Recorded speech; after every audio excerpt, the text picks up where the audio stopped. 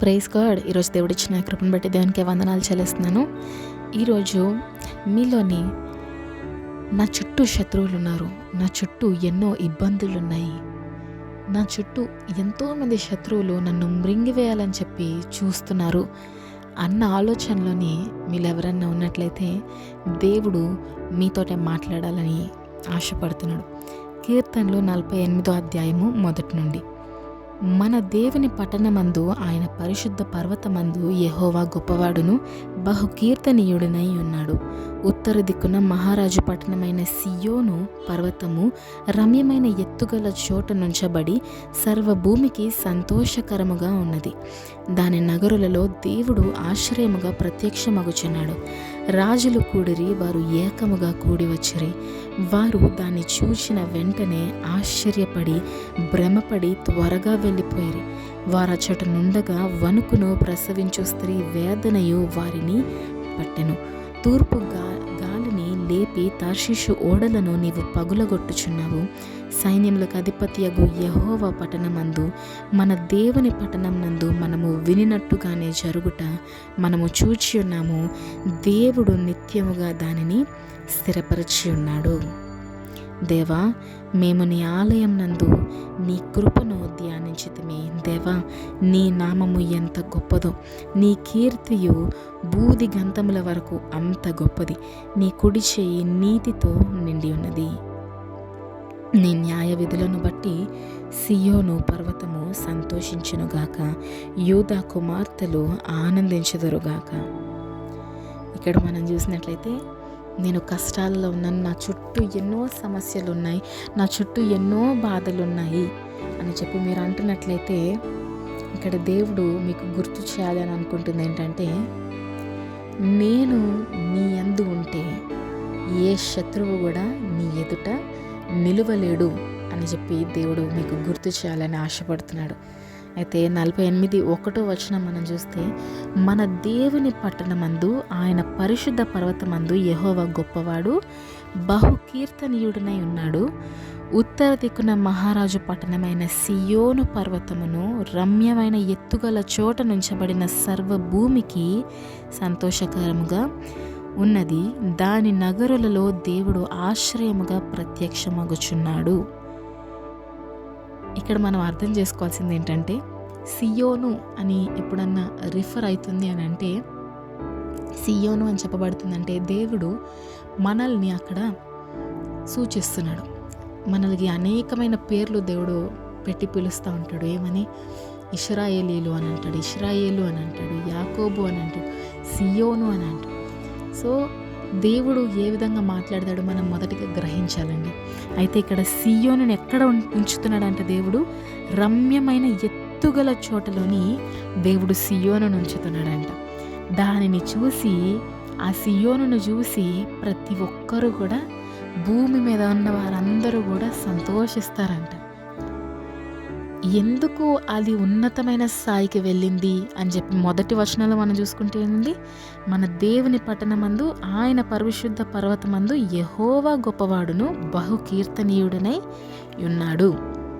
ఎప్పుడైతే మనము దేవుణ్ణి మహిమపరుస్తామో, ఎప్పుడైతే మనము దేవుణ్ణి ఘనపరుస్తామో, మన జీవితం ద్వారా ఎప్పుడైతే దేవుణ్ణి మహిమపరుస్తూ ఘనపరుస్తూ ఆయననే ముందు పెడుతూ మనం ఎప్పుడైతే ముందుకు వెళ్తామో, ఆయన మనలను కూడా హెచ్చించే దేవుడు, ఆయన మనలను కూడా పైన ఉంచే దేవుడు. సియోను ఎప్పుడు ఉన్నతమైన పర్వతం మీదకి ఎక్కించబడ్డది.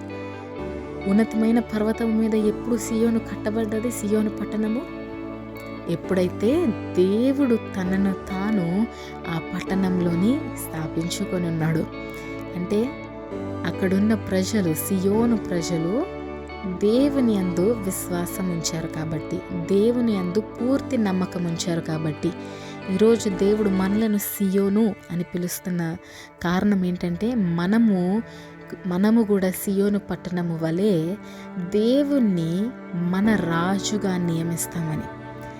ప్రతి ఒక్కరి జీవితంలోనూ కూడా ప్రతి ఒక్కరు కూడా దేవుణ్ణి రాజుగా నియమించాలి, అంటే అధికారిగా నియమించాలి. నీ మీద నువ్వు ఎప్పుడైతే దేవుణ్ణి అధికారిగా ఉంచుతావో, నిన్ను నువ్వు తగ్గించుకొని ఎప్పుడైతే దేవుణ్ణి హెచ్చిస్తావో, దేవుడు ఆటోమేటిక్గా నిన్ను హెచ్చించడము మొదలు పెడతాడు. కాబట్టి ఇక్కడ మనం చూసేది ఏంటి? 3వ వచనము, దాని నగరులలో దేవుడు ఆశ్రయంగా ప్రత్యక్షమగుచున్నాడు. రాజులు కూడిరి, వారు ఏకంగా కూడి వచ్చిరి. వారు దానిని చూచిన వెంటనే ఆశ్చర్యపడి భ్రమపడి త్వరగా వెళ్ళిపోయి వారు అచ్చట నుండగా వణుకును, ప్రసవించు స్త్రీ వేదనయు వారిని పట్టెను. ఏమంటున్నాడు? ఎప్పుడైతే సియోను హెచ్చింపబడ్డం చూసిందో, సియోనులోని దేవుడు ఉండడము చూశారు. అంటే శత్రువులు వచ్చి నీ యొక్క ఘనతను, నీ యొక్క సక్సెస్ని చూడడానికి వచ్చినప్పుడు వారు భయపడే విధంగా దేవుడు చేస్తాడంట. దేవుడు ఏ విధంగా హెచ్చిస్తాడంటే, నీ శత్రువులు వణికి ప్రసవించు స్త్రీ వేదన, అంత భయము, అంత నొప్పి గుండా వారు వెళ్తారంట. అంతగా దేవుడు వారిని తరిమి చంపుతాడు. నీ యొక్క ఘనత చూసి వారు ఓర్వలేని స్థితికి దేవుడు తీసుకెళ్ళబోతున్నాడు. అదంతా ఎప్పుడు? నువ్వెప్పుడైతే దేవుణ్ణి మొదటిగా మహిమపరుస్తావో.